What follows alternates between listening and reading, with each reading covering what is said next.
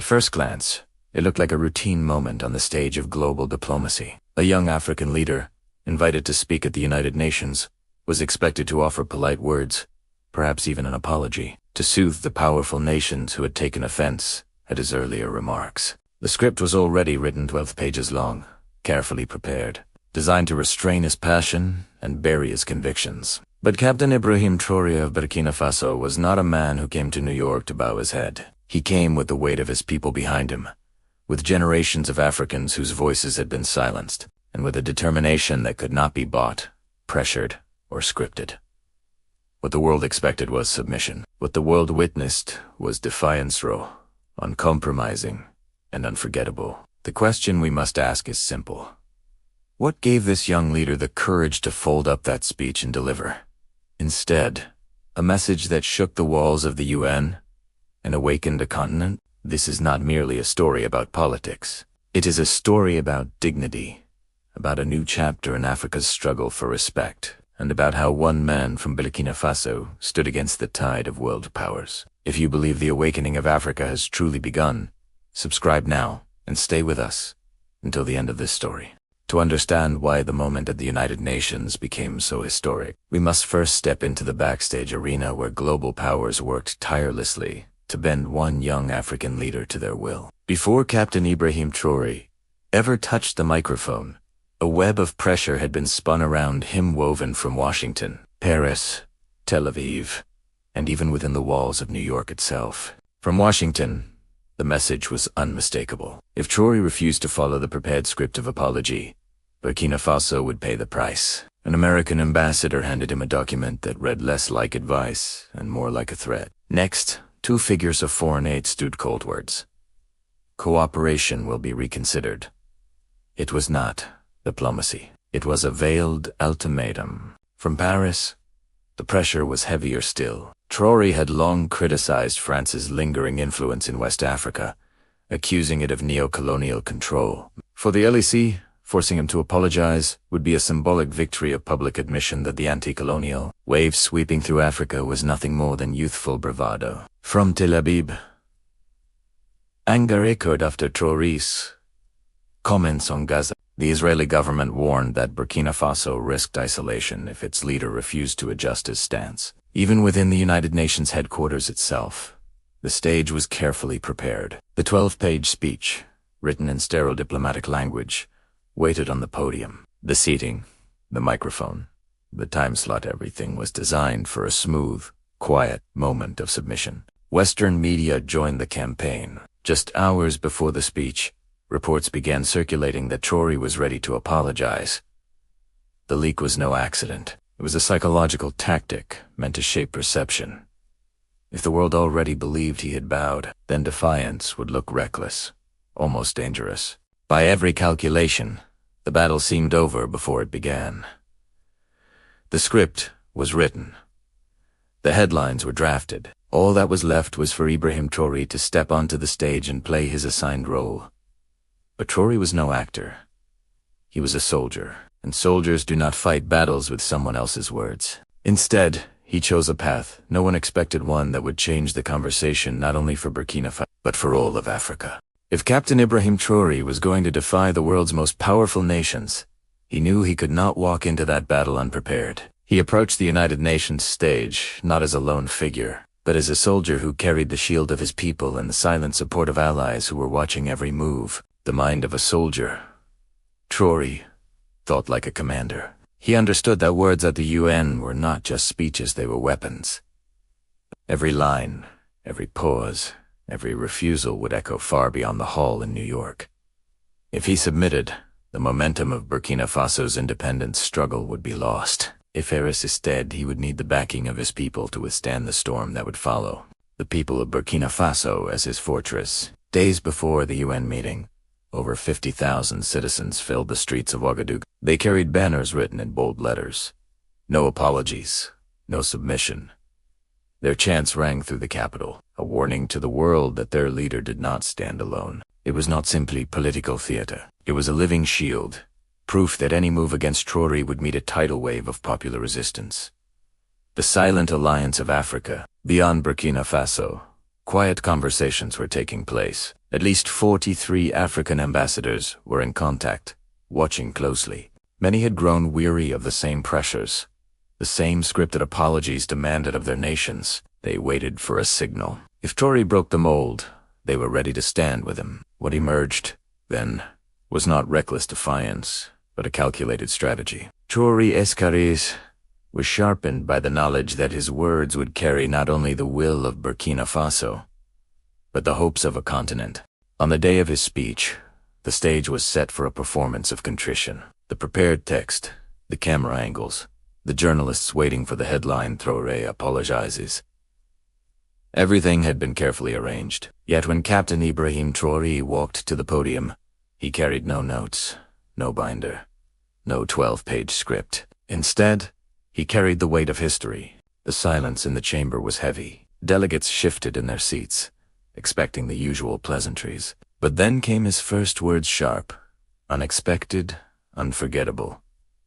"Before you ask me to apologize, allow me to ask, how many times have you apologized to Africa?"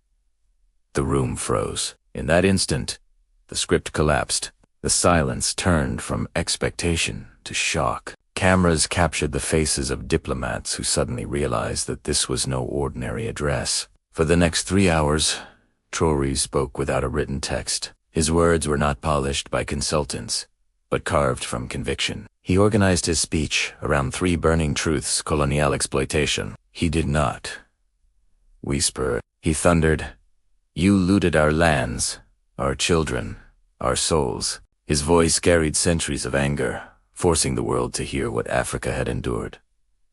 National sovereignty, he declared. A people who apologize for their freedom are no longer free.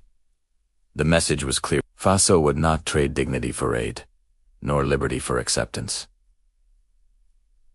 "Generational duty," he told the assembly. "I am not here to be loved. I am here to tell the truth." It was a statement, not of defiance alone, but of responsibility. A young leader taking his place in the long march of African independence. The atmosphere shifted. What was meant to be a session of humiliation became a moment of resistance. Instead of bowing, Traoré stood taller than ever. Instead of submission, he gave the world a declaration of self-respect. For diplomats in the room, it was disorienting. For millions watching across Africa, it was electrifying. They were not hearing a script written in a foreign capital. They were hearing their own struggles spoken in the language of truth. That day, the United Nations witnessed something rare. A leader who refused to play the part assigned to him. In folding up the scripted apology, Ibrahim Traoré unfolded a new chapter for Burkina Faso and for Africa itself. The shock of Ibrahim Traoré's unscripted defiance did not fade when the cameras stopped rolling. It rippled outward, setting off a chain of consequences that revealed just how much his words had unsettled the balance of power. From the West, the response was swift and punitive. Within days, the European Union announced the suspension of $27 million in aid to Burkina Faso. The International Monetary Fund froze ongoing debt negotiations. French media outlets branded him a populist dictator, painting his courage as Washington, while more, cautious in its language, signaled that cooperation would be reassessed.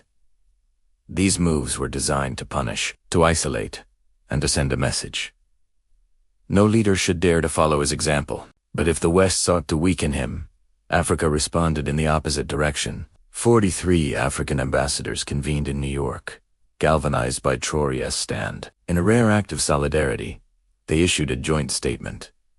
Africa does not apologize for being free. 12 heads of state later signed on, transforming what was supposed to be one man's humiliation into a continental declaration of dignity. Back home in Burkina Faso, the reaction was even more powerful. Tens of thousands poured into the streets of Ouagadougou, waving flags, chanting his name, and holding signs that read, "He speaks for us all." The atmosphere was charged with both pride and defiance. For ordinary citizens, Traoré's speech was not just politics, was proof that their small nation could stand tall on the world stage.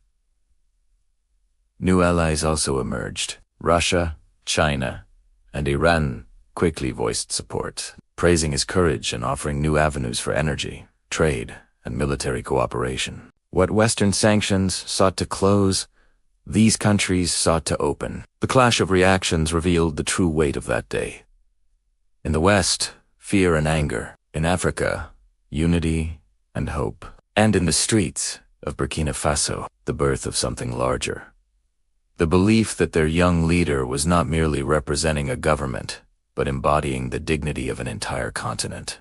In the weeks following the UN speech, commentators began to speak of an effect Traoré. What was supposed to be a moment of discipline had turned into a movement of liberation. For Burkina Faso, the path was not easy. Western sanctions slowed the economy, aid projects were suspended, and international credit lines tightened. But the crisis became a catalyst.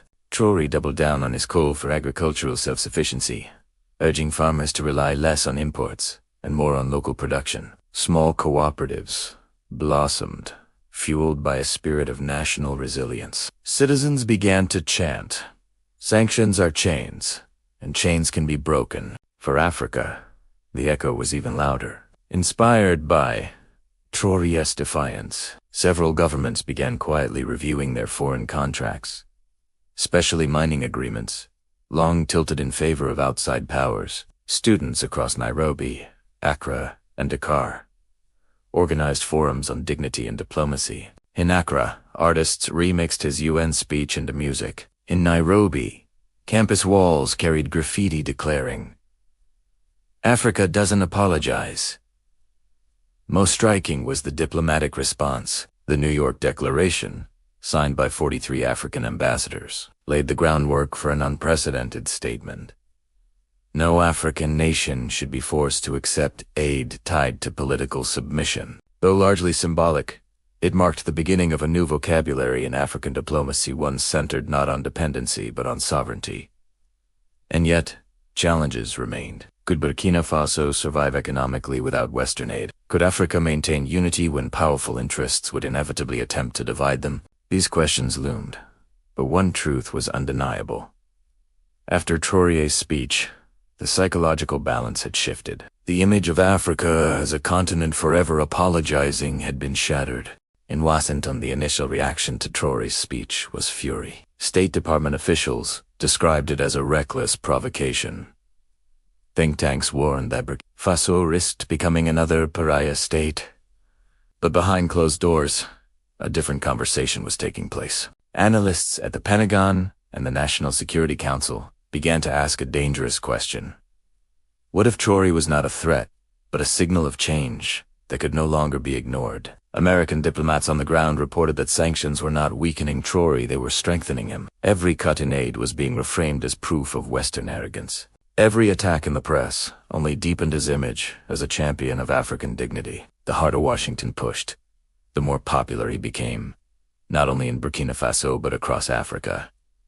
This led to a surprising strategic reassessment. Rather than isolating him completely, some voices in Washington suggested a pivot, engage, listen, and test whether cooperation on equal terms was possible. A small team of envoys began discreet outreach, signaling that America might be open to dialogue if Burkina Faso could define specific areas of mutual interest such as counterterrorism or trade and agriculture. It was not a concession, nor an embrace, but something more subtle. Recognition. Recognition that the old methods of pressure and scripted apologies were failing, and that Africa's new generation of leaders could not be managed like before. Thus, the unexpected twist emerged. While Europe dug in on sanctions, parts of America began to consider another path, not because they agreed with Traoré, but because they understood a deeper truth. History was shifting, and no superpower could afford to be left behind. History does not change in silence. It changes when someone dares to break the script. On that day at the United Nations, Captain Ibrahim Traoré did not just refuse to apologize, he forced the world to confront a question it had long avoided. Who truly owes whom an apology? The consequences are still unfolding. Burkina Faso faces sanctions, but it also stands taller in the eyes of its people. Africa faces pressure, but it also speaks with a louder, more united voice. And even in Washington, where criticism was sharpest, New debates have opened about whether the old ways of managing Africa are coming to an end. What cannot be denied is this: a young leader from one of the world's poorest nations turned a moment of humiliation into a turning point of dignity. He carried no script, yet his words became a script for the future in which African leaders no longer bow to expectations, but speak with their own voice. And now, the question passes to us, the audience, the citizens, the witnesses of history. Will we let this moment fade into the noise of headlines, or will we carry it forward as a spark of change? If you believe Africa deserves dignity, sovereignty, and respect on the world stage, then don't let this story remain unheard. Share this video, add your voice in the comments, and join the global conversation, because the world is watching and history is still being written.